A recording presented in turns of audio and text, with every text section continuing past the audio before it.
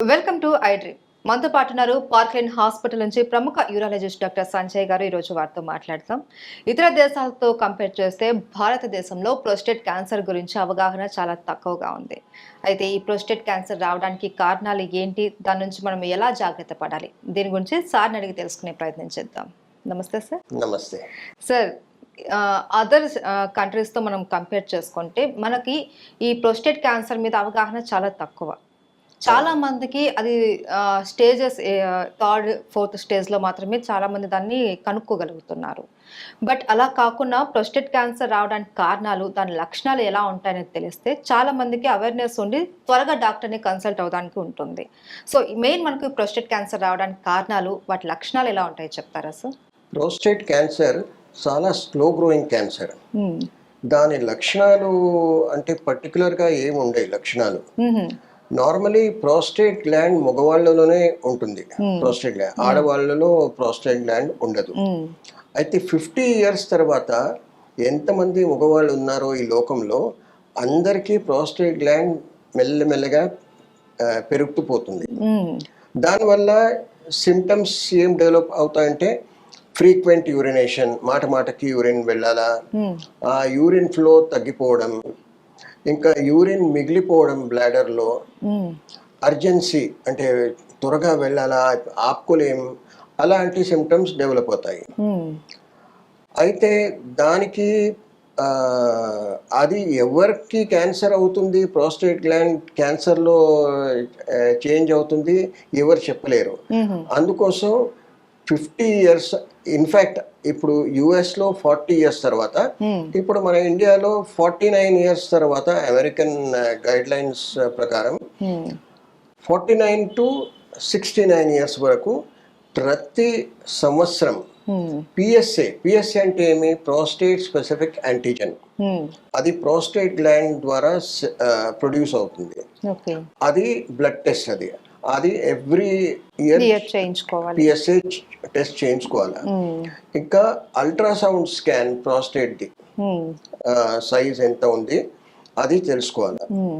అది కంపల్సరీ. మన ప్రతి ఒక ఈజీ మెథడ్ అంటే ప్రతి బర్త్డేకి మనం బర్త్డేకి సెలబ్రేట్ చేస్తాము.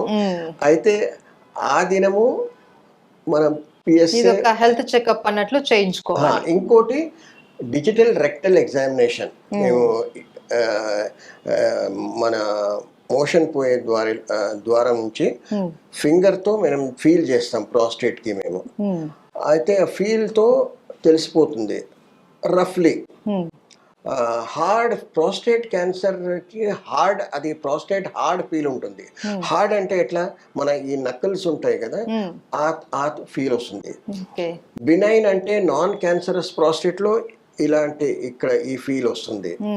కానీ దాని అర్థం ఈ ఫీల్ వచ్చినా, సాఫ్ట్ అంటే ఫర్మ్ ఫీల్ వచ్చినా, దాని అర్థం ప్రోస్టేట్ క్యాన్సర్ లేదని అనుకోవద్దు.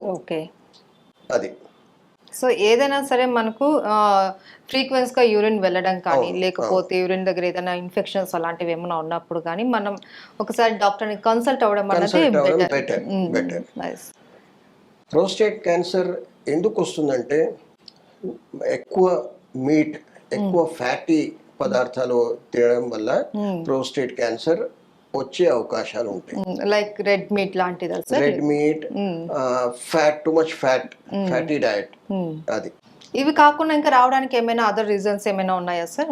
ఓన్లీ ఫుడ్ డైటే కాకుండా food and mainly food and diet, food and infection అంతే. అది ఓకే. అయితే సార్ ఇప్పుడు ప్రోస్టేట్ క్యాన్సర్లో కూడా మనకు స్టేజెస్ ఏమైనా ఉంటాయా? స్టేజెస్ అంటే ప్రోస్టేట్ క్యాన్సర్ ఇప్పుడు మేము ఎన్లార్జ్ ప్రోస్టేట్కి ఆపరేట్ చేస్తాము. ఆపరేట్ చేస్తే అది ఆ స్పెసిమెన్ బయోప్సీకి పంపిస్తాం ల్యాబ్కి. అయితే దానిలో 5 to 10% క్యాన్సర్ ఉండే అవకాశాలు ఉంటాయి.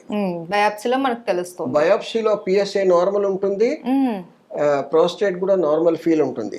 కానీ బయాప్సీ చేసినప్పుడు అది 5 to 10% క్యాన్సర్ వచ్చే అవకాశాలు ఉంటాయి. ఓకే. ఉంటాయి. ఇంకా స్టేజెస్ అంటే ఫస్ట్ ప్రాస్టేట్కే కన్ఫైన్డ్ ఉంటుంది, అది ప్రాస్టేట్ క్యాన్సర్ ఫోకస్ ప్రాస్టేట్లో ఉంటుంది. తర్వాత ప్రాస్టేట్ బయట అంటే క్యాప్సూల్ ఉంటుంది ప్రాస్టేట్కి, దాని బయట ఎక్స్టెండ్ అవుతుంది. ఇంకా ప్రాస్టేట్ క్యాన్సర్కి బోన్స్ అంటే చాలా ఇష్టం. అయితే బోన్స్లో పెల్విక్ బోన్స్లో ఇంకా మన ఈ ఫీమర్ అంటారు దానికి అక్కడ స్ప్రెడ్ అవుతుంది. ఇంకా లోవర్ స్పైన్లో స్ప్రెడ్ అవుతుంది. ఆ స్ప్రెడ్ అవుతే అది కూడా ఒక సిమ్టమ్. నార్మలీ అంతా యూరిన్ నార్మల్ ఉంటుంది, కానీ ఇప్పుడు ఒక ఏజ్లో ఫర్ ఎగ్జాంపుల్ 70 yearsలో చాలా సివియర్ బోన్ పెయిన్ ఉంది. అయితే దానికి కారణము ప్రాస్టేట్ క్యాన్సర్ కావచ్చు. ఏజ్ ఫ్యాక్టరే కాకుండా ప్రాస్టేట్ క్యాన్సర్ కూడా అవ్వచ్చు.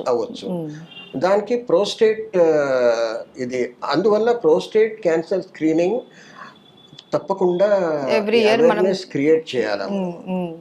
ఓకే, చాలా మందికి అవేర్నెస్ లేదు. అవును, కొంతమంది షై ఫీల్ అవుతూ ఉంటారు. సో అలా కాకుండా ఎవ్రీ ఇయర్ మనం బర్త్డే ఎలా సెలబ్రేట్ చేసుకుంటున్నామో మన ఆరోగ్యం పట్ల కూడా మనకు కాస్త జాగ్రత్త అవసరం కాబట్టి ఎవ్రీ ఇయర్ మనం కూడా ఇలాంటి చెకప్స్ అవి చేయించుకుంటూ స్క్రీనింగ్ అనేది చాలా ఇంపార్టెంట్ అనమాట. ప్రోస్టేట్ క్యాన్సర్ మనం ఫస్ట్లోనే మనం దీన్ని కనుక ఐడెంటిఫై చేస్తే దీనికి ట్రీట్మెంట్ కూడా ఈజీనే కదండి సార్? ట్రీట్మెంట్ చాలా మంచి ట్రీట్మెంట్స్ ఉన్నాయి దానికి. ప్రాస్టేట్ క్యాన్సర్కి ఏం భయపడాల్సిన అవసరం లేదు. అది లైఫ్ థ్రెటనింగ్ క్యాన్సర్ కాదు ప్రాస్టేట్ క్యాన్సర్. ఏ స్టేజ్లో ఉన్నా లైఫ్ థ్రెటనింగ్ కాదు. కానీ దానికి ఎర్లీ డిటెక్షన్ చాలా important. Early detection. Okay sir, prostate cancer రాకుండా మనం తీసుకోవాల్సిన జాగ్రత్తలు ఏమైనా ఉన్నాయా? ప్రోస్టేట్ క్యాన్సర్ రాకుండా అంటే ఇదే డయట్, ఫస్ట్ డయట్ అంటే ఫ్యాటీ పదార్థాలు తినొద్దు ఎక్కువ. అది ఎక్సర్సైజ్ చేయాలి, మోడరేట్ ఎక్సర్సైజ్, బెస్ట్ వాకింగ్, ఇవి ఎక్సర్సైజెస్. ఇంకా మన ఈ కీగెల్స్ ఎక్సర్సైజ్ అంటారు, ఆ కీగెల్స్ ఎక్సర్సైజ్ చేయాలా దీనికి. అవి ఇలాంటి లైఫ్ స్టైల్ మోడిఫికేషన్స్ ఇలా చేస్తే దానికి ప్రివెంట్ చేయొచ్చు. అది అయితే ప్రోస్టేట్ క్యాన్సర్ గురించి ఎక్కడ డిస్కషన్ వచ్చినా చాలా కామెంట్ రూపంలో మనకు వచ్చే కామన్ క్వశ్చన్ ఏంటంటే సార్, ప్రోస్టేట్ క్యాన్సర్ ఉన్న వ్యక్తి వాళ్ళ వైఫ్ తోటి కలవచ్చా అన్న ఒక డౌట్ ఒకటి వస్తూ ఉంటుంది. దాని గురించి ఏం చెప్తారు? ఓఎస్ దానికి యాక్చువల్లీ ప్రోస్టేట్ క్యాన్సర్ ప్రివెంట్ చేయడానికి ఎన్నిసార్లు అంటే ఫ్రీక్వెంట్గా వైఫ్తో కలిస్తే అది బెటర్. అదే ప్రివెన్షన్. అది ఎందుకంటే ప్రాస్టేట్ మనం ఎక్సర్సైజ్ చేస్తాము, అయితే ప్రాస్టేట్ గ్లాండ్ కి కూడా ఎక్సర్సైజ్ అవుతుంది. వైఫ్తో కలవడంలో ప్రాస్టేట్ గ్లాండ్ కి ఎక్సర్సైజ్ అవుతుంది, అందువల్ల ప్రాస్టేట్ గ్లాండ్ హెల్దీగా ఉంటుంది. Thank you so much sir.